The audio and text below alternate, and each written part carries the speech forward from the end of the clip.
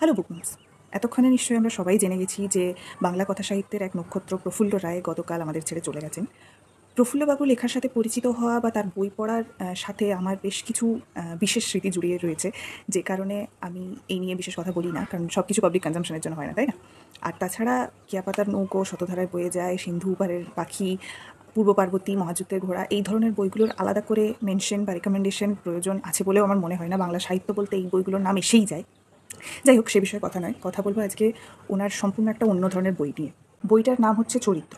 যে সময়ে দাঁড়িয়ে তিনি এই বইটা লিখেছিলেন এবং যে বিষয় লিখেছিলেন, সেই সময় বাংলা সাহিত্যে মৌলিক থ্রিলারের এত ছড়াছড়ি ছিল না, এই বিষয়ক লেখা তো ছিলই না বলতে গেলে। আর সেই সময়ে বাংলা সাহিত্যে থ্রিলারকে সাহিত্য হিসেবে মনে করা হতো না।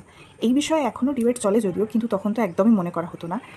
তাই আমি মনে করি, ইভেন অনেকেই মনে করে, যে সেই সময়ে চরিত্র একটা খুবই বুদ্ধিমত্তার লেখা। আজ আমি যখন কাউকে থ্রিলার রিকমেন্ড করি, আমি সবসময় চেষ্টা করি তার মধ্যে চরিত্রকে ইনক্লুড করার। জানি না কেউ আমার সাজেশন থেকে কেউ পড়েছেন কিনা এখনও পর্যন্ত, তবে হ্যাঁ, আমার থেকে বড় কিছু মানুষ রয়েছেন আমাদের জেনারেশনেরই, তারা এটা পড়েছেন, আমি জানি। এবং তাদের সাথে যখনই আমার বই বিষয়ক কোনো কথা হয়, থ্রিলার নিয়ে কথা হয়, তার মধ্যে চরিত্র নামটা উঠে আসে।